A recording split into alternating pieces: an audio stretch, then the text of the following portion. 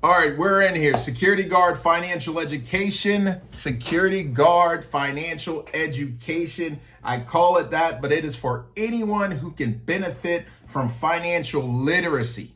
All right, I have a motto. Make your paychecks do more. It is not what you make, it's what you keep. And if you have the right financial literacy, you will be able to understand how to play the money game in America. It is a game and people are playing it. You can play it too. You're just not participating. Time to get in the game.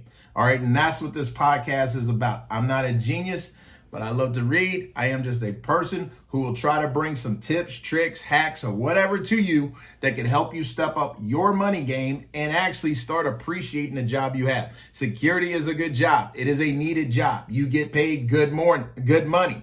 Okay? You just have to understand how to grow and stretch that money. All right? Also, if you want more money in security, start asking for a raise. Start asking for more responsibility, right? Promotion.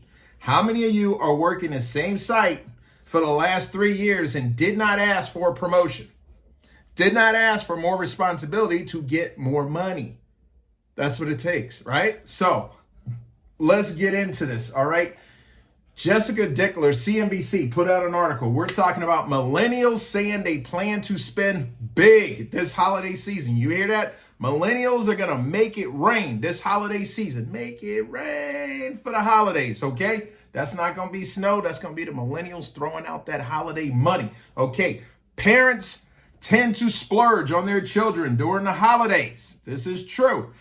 This year, 63% of millennials, many of whom now have school-age children of their own, said they plan to spend the same or more on holiday shopping as they did last year. The highest share of any generation, according to quarterly reports by TransUnion. Y'all know TransUnion, the credit people. Millennials are also more likely to say their income went up over the last few months and that they expect their earnings potential to increase again in the year ahead. TransUnion polled 3,000 adults in October. Okay, I see a lot of optimism going into the holiday season, said Charlie Wise, TransUnion Senior Vice President and Head of Global Research and Consulting. For many in this group, recent wage gains have outpaced rising prices. We talked about insurance, right? But they're saying their wage gains are now outpacing rising prices. And although the broader unemployment rate has ticked higher, we are still seeing a steady employment situation. This is good. It's clear that millennials will play a larger role this holiday shopping season with the greatest expected to spend. Awesome. Let's stimulate the economy. Let's spend some money.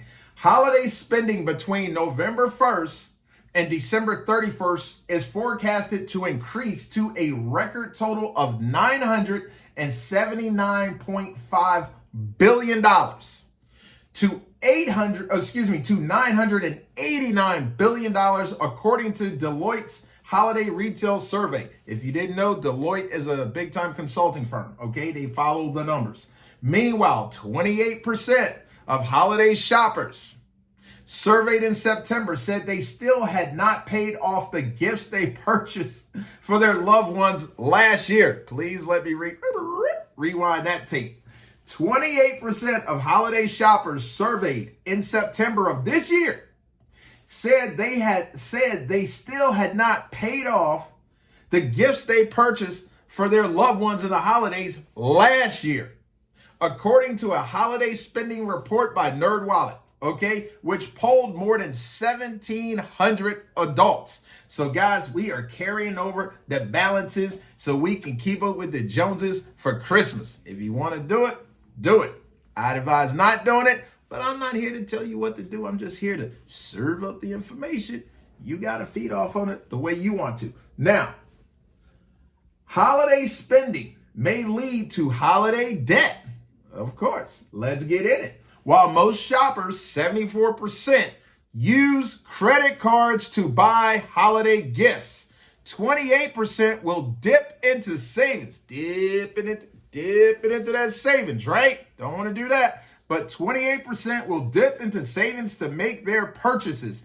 And 16% will lean on buy now, pay later services.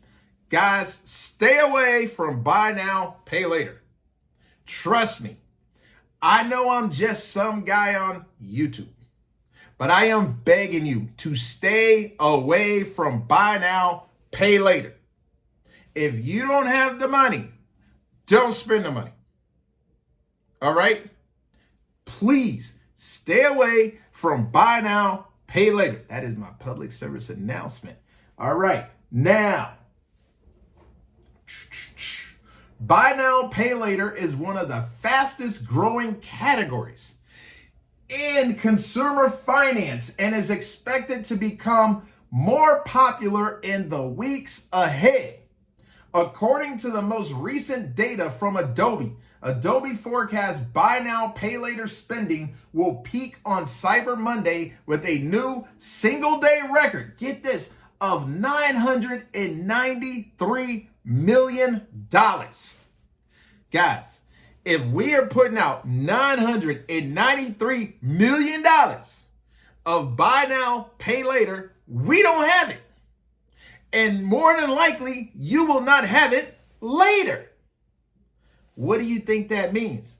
Bad credit and problems. Do not set yourself up. Do not let your emotions get the best of you. These holidays, don't let it happen. Please tell the people you love them, give them a hug, bake them a little cake or some cookies. It is cheaper. Okay? There is no shame in not giving the Gucci and the Prada. Not keeping up with the Joneses or whoever else you want to keep up with. Don't do it. Don't do it. All right. However, managing multiple buy now, pay later loans with different payment dates may make it more likely for consumers to get in over their heads. So not only are you using one buy now, pay later, you tap that out, then you go somewhere else and you let them get you into the buy now, pay later, and now you over your head. You over your head with a bunch of debt obligations you cannot pay just to get through Christmas.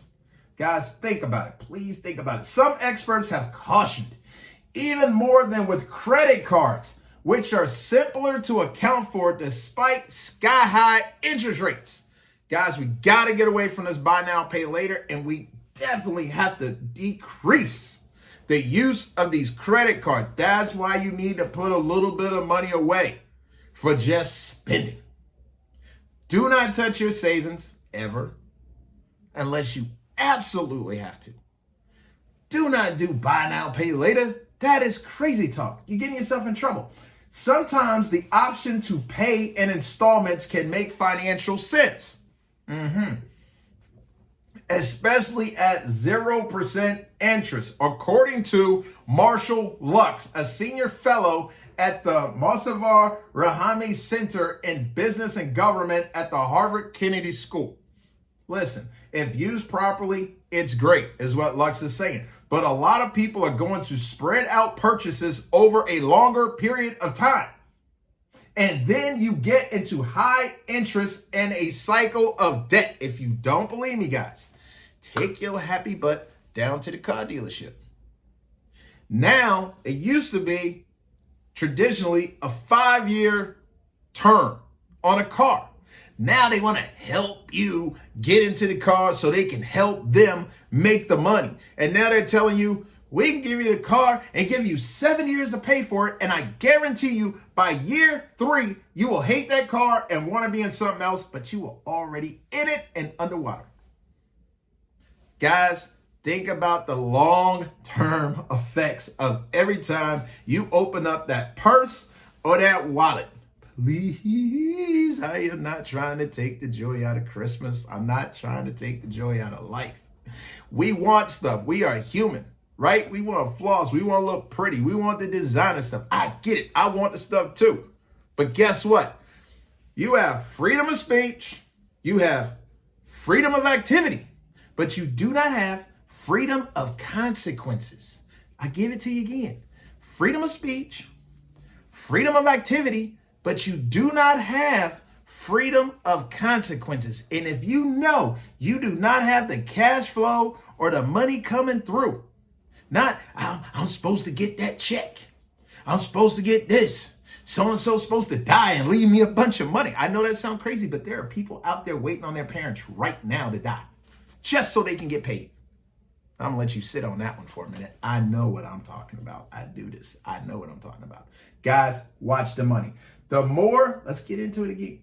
The more buy now, pay later accounts consumers have open at once, the more prone they become to overspending, missed or late payments, and poor credit history.